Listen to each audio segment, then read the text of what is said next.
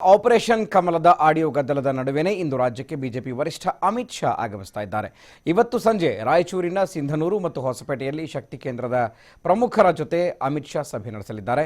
ಅಲ್ಲದೆ ಲೋಕಸಭಾ ಚುನಾವಣೆ ಸಿದ್ಧತೆ ಕುರಿತು ಚರ್ಚೆ ನಡೆಸಲಿದ್ದಾರೆ. ರಾಜ್ಯದಲ್ಲಿ ಆಪರೇಷನ್ ಕಮಲದ ಬಹುದೊಡ್ಡ ಚರ್ಚೆ ನಡೆದಿರುವಾಗಲೇ ಅಮಿತ್ ಶಾ ಆಗಮನ ತೀವ್ರ ಕುತೂಹಲ ಮೂಡಿಸ್ತಾ ಇದೆ. ಆಪರೇಷನ್ ಕಮಲ, ಆಪರೇಷನ್ ಆಡಿಯೋ ಸೇರಿದ ಹಾಗೆ ಹಲವು ವಿಚಾರಗಳ ಬಗ್ಗೆ ರಾಜ್ಯ ನಾಯಕರ ಜೊತೆ ಅಮಿತ್ ಶಾ ಚರ್ಚಿಸುವ ಸಾಧ್ಯತೆ ಇದೆ.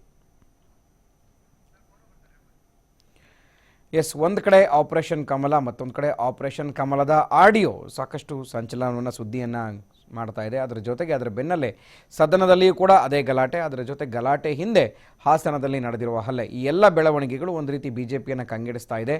ಹಾಗೆಯೇ ಒಂದು ರೀತಿಯ ಟೆನ್ಷನ್, ಯಾಕೆ ಆಡಿಯೋದ ವಿಚಾರದಲ್ಲಿ ಏನೇನೆಲ್ಲ ಪ್ರಸ್ತಾಪ ಆಗಿದೆ. ಸೊ ಈಗ SIT ತನಿಖೆ ಜೊತೆಗೆ ಸದನ ಸಮಿತಿಯ ತನಿಖೆ ಮಾಡಬೇಕು ಅನ್ನೋ ಜಟಾಪಟಿ, ಸ್ಪೀಕರ್ ವಿರುದ್ಧ, ಜೊತೆಗೆ ಪ್ರಧಾನಿ, ಕೋರ್ಟು, ಜಡ್ಜು ಇವರನ್ನೆಲ್ಲ ಕೂಡ ನಾವು ನಮ್ಮ ಜೊತೆ ಇದ್ದಾರೆ ಅನ್ನುವಂತಹ ಆಡಿಯೋ ಏನು ರಿಲೀಸ್ ಆಗಿದೆ, ಅದರ ಸತ್ಯಾಸತ್ಯತೆ ಬಯಲಾಗಬೇಕು. ನಿಜಕ್ಕೂ ಯಡಿಯೂರಪ್ಪನೇ ಮಾತನಾಡಿದ್ದಾರಾ ಅನ್ನುವಂಥದ್ದು ಇಲ್ಲಿ ಸಾಕಷ್ಟು ಅನುಮಾನ ಜೊತೆಗೆ ಪ್ರಶ್ನೆಗಳನ್ನು ಕೂಡ ಕಾಡ್ತಾ ಇದೆ. ಬಟ್ ಚಾಲೆಂಜ್ ಮಾಡ್ತಾರೆ, ಅದು ಯಡಿಯೂರಪ್ಪನವರದ್ದೇ ಧ್ವನಿ ಅನ್ನುವಂಥದ್ದು. ಬಟ್ ಎಲ್ರಿಗೂ ಕೂಡ, ಇಡೀ ರಾಜ್ಯದಾದ್ಯಂತ ಜನ ಎಲ್ಲ ಕೂಡ ಕೇಳಿಸ್ಕೊಂಡಿದ್ದಾರೆ ಏನೇನಾಗಿದೆ. ಸುಮಾರು 80 ನಿಮಿಷಗಳ ಆ ಆಡಿಯೋದಲ್ಲಿ ಯಾವ ರೀತಿ ಆಮಿಷವನ್ನು ಮಾಡಲಾಗಿದೆ, ಇದೇನಾದರೂ ಅಮಿತ್ ಶಾ ಬರೋದ್ರಿಂದ ಅವರ ತರಾಟೆಗೆ ತೆಗೆದುಕೊಳ್ಳುವಂಥ ಸಾಧ್ಯತೆ ಇದೆಯಾ ಅನ್ನುವಂಥ ಪ್ರಶ್ನೆ ಈಗ ಕಾಡ್ತಾ ಇದೆ. ನಮ್ಮ ರಾಯಚೂರು ಪ್ರತಿನಿಧಿ ನೀಲಕಂಠ ಸ್ವಾಮಿ ದೂರವಾಣಿ ಸಂಪರ್ಕದಲ್ಲಿದ್ದಾರೆ. Neelakanta Swamy, good morning. BJP Chanakya Amit Shah ರಾಯಚೂರಿಗೆ ಬರ್ತಾ ಇದ್ದಾರೆ, ಸೊ ಪಕ್ಷದ ಚಟುವಟಿಕೆಗಳ ನಿಮಿತ್ತ.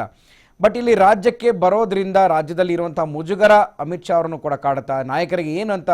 ಯಾಕೆಂದರೆ ಕ್ಲಾಸ್ ತಗೊಳ್ಳೋದ್ರಲ್ಲಿ ಅಮಿತ್ ಶಾನ ಬಿಟ್ಟರೆ ಬೇರೆ ಇನ್ಯಾರು ಅಷ್ಟಾಗಿ ಅದನ್ನು ಮುತುವರ್ಜಿ ವಹಿಸಿ ಮಾಡೋದಿಲ್ಲ. ಸೊ ಹಾಗಾಗಿ ಅಮಿತ್ ಶಾ ಅವರಿಗೆ ಹೆದರ್ತಾ ಇದ್ದಾರೆ ರಾಜ್ಯ ನಾಯಕರು, ಏನು ಸೂಚನೆ ಕೊಡಬಹುದು ಅಂತ?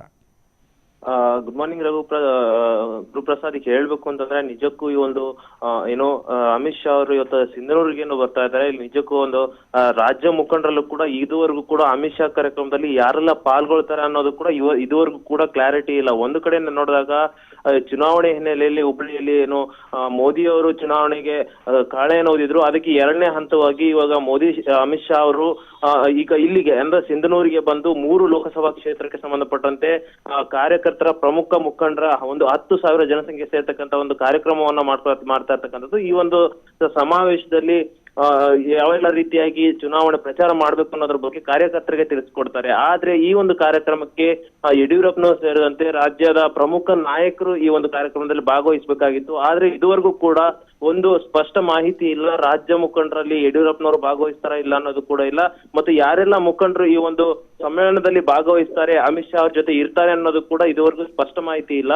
4 ಗಂಟೆಗೆ ಆಗ್ಬೇಕಾಗಿರ್ತಕ್ಕಂಥ ಒಂದು ಕಾರ್ಯಕ್ರಮಕ್ಕೆ ಮುಂಚಿತವಾಗಿ 15 ನಿಮಿಷಗಳ ಕಾಲ ರಾಜ್ಯ ಪ್ರಮುಖ ಮುಖಂಡರ ಜೊತೆ ಒಂದು ಸಭೆ ಮಾಡ್ತಾರೆ ಅನ್ನೋದು ಮಾಹಿತಿ ಕೂಡ ಇದೆ. ಈ ಸಭೆಯಲ್ಲಿ ರಾಜ್ಯದಲ್ಲಿ ಏನು ಆಡಿಯೋ ಒಂದು ಗಾಳಿ ಎತ್ತಿರ್ತಕ್ಕಂಥ, ಆಡಿಯೋ ಒಂದು ಬಾಂಬ್ ಸಿಡ್ತಿರ್ತಕ್ಕಂಥದ್ದು, ಅದರ ಒಂದು ರಾಜಕೀಯ ಹಿನ್ನೆಲೆಯಲ್ಲಿ ಬೆಳವಣಿಗೆ ಏನಾಗಿದೆ ಮತ್ತು ಇದರಿಂದ ಆಗಿರ್ತಕ್ಕಂಥ ಮುಜುಗರದಿಂದ ಈಗ ಹೊರಗೆ ಬರಬೇಕಾಗಿತ್ತು ಮತ್ತು ಏನ್ ಮಾಡ್ಬೇಕಾಗಿತ್ತು ಅನ್ನೋದ್ರ ಬಗ್ಗೆ ಕ್ಲಾಸ್ ತೆಗೆದುಕೊಳ್ತಾರೆ ರಾಜ್ಯ ಮುಖಂಡರಿಗೆ ಅನ್ನೋ ಒಂದು ಮಾಹಿತಿ ಕೂಡ ಇದೆ. ಹಾಗಾಗಿ ಇಲ್ಲಿ ಬರ್ತಕ್ಕಂಥ ರಾಜ್ಯದ ಪ್ರಮುಖ ಮುಖಂಡರು ಯಾರ್ಯಾರು ಅನ್ನೋದು ಕೂಡ ಇಲ್ಲಿ ಸ್ಪಷ್ಟವಾಗಿ ಮಾಹಿತಿ ನೀಡ್ತಾ ಇಲ್ಲ.